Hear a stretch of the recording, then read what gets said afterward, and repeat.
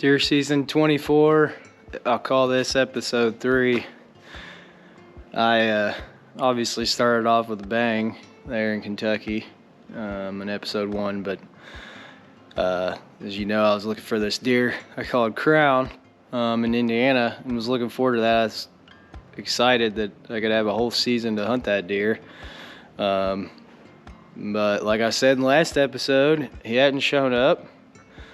And we're in December now, which I haven't given up all hope, but man, I think it's low odds that that deer shows back up. And that got me thinking, about all the deer that had gotten away. And I'm sure a lot of you watching this have those deer. And I heard Bill Winke say one time if he had a wall full of the deer that gotten away, his wall would look even better. But I had some instances between myself and a few other people that we used to film with deer that got away. And I figured I'd put those on this episode just for fun and just for the memories. First deer that comes to mind was a deer that we called BLT. Hopefully, by the time you see this video, I found the footage of Uriah. Ended up getting a shot at that deer at 35 yards, and that deer ducked. So if I did, I'll show that footage here. If I didn't, I'll show you this footage. The year before that, Uriah and I were hunting in a spot, and him and another big shooter that Uriah ended up harvesting that we called Dr. Trey came out in the same night in this spot we called North Ag, actually, where I shot my Kentucky deer. Oh, there he is. Yeah, hit your grunkle. Hit your grunkle.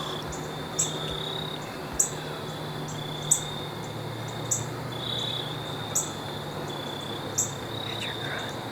Just softly. Harder than that. Do it hard, but just...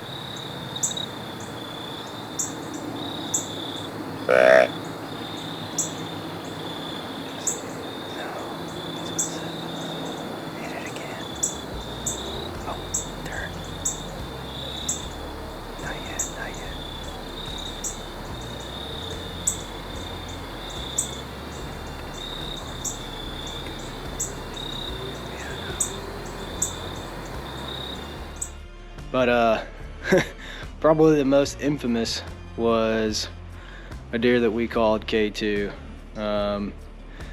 K2 was a big 8-pointer, turned into a 7-pointer of the year. He was finally harvested by Uriah's wife, but that deer got shot at 3 times in 1 year and either nicked or hit low, high, whatever it was. Actually 4 arrows flew at him, but he shot at 3 different instances. So I'm going to show you those hunts. One involved me. That was the middle hunt in November. The first hunt involved a guy named Mark Helmer I used to film with. And then finally Josiah, I think it was in January of that season. But another deer, he's just a great example of a deer that got away. Finally, I guess a girl that can actually shoot compared to us got him. But there's some good hunts. I hope you guys enjoy these.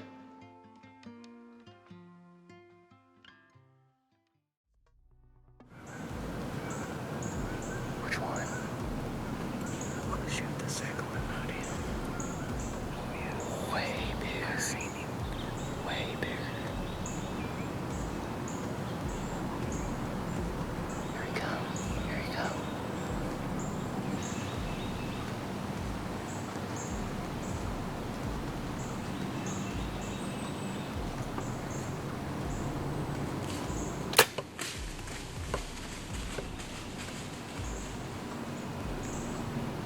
Did I go under him? I don't know. So I just really choked this morning, really bad, worse than I ever have in my whole hunting career. I've been hunting these deer bow hunting for probably 36 years. I know that's like horrible.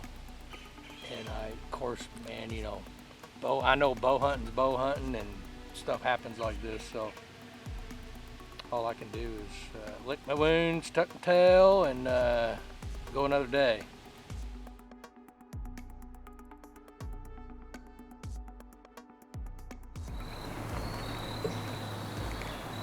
Hold on.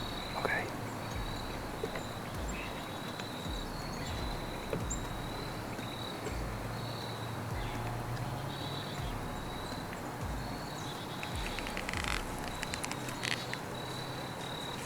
I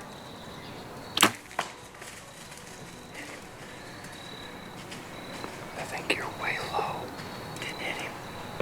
I think you hit him way low. That was a deer.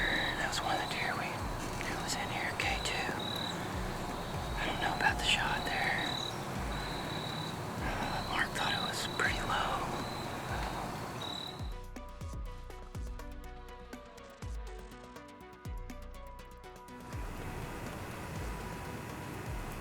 Oh my goodness, there's K2.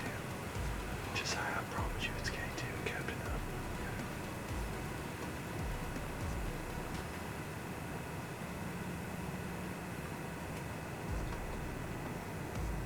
Do you know the range?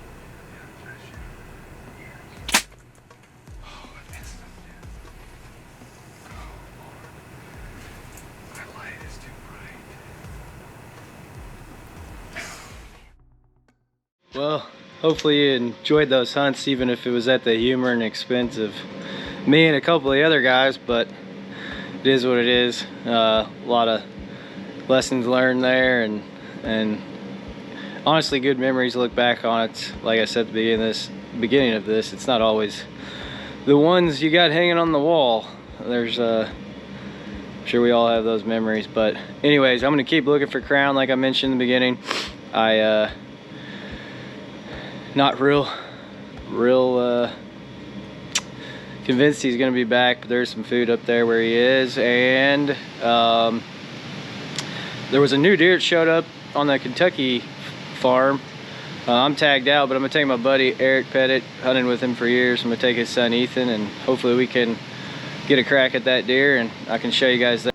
Well, one quick update. I was finishing this episode editing on, I guess it'd be Wednesday night, the 11th, and Eric had texted me earlier. He said he was going with his son Ethan, and I just couldn't make it to film, and sure enough, there's the big 8-pointer. Take a look. We'll see you guys back soon.